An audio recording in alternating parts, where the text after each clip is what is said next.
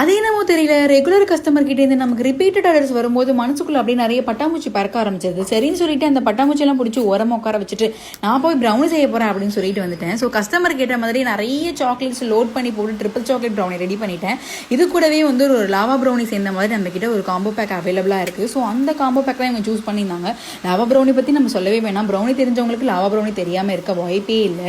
So சென்டரில் அப்படியே chocolate பொங்கி வழியும். நான் இதில் வந்து மேலே நட்ஸ் போட்டிருக்கேன் லாவா ப்ரௌனியில். ஸோ சாப்பிடும்போது செம்ம கிரன்ச்சியாக அந்த சாக்லேட்டியாக இருக்கும்.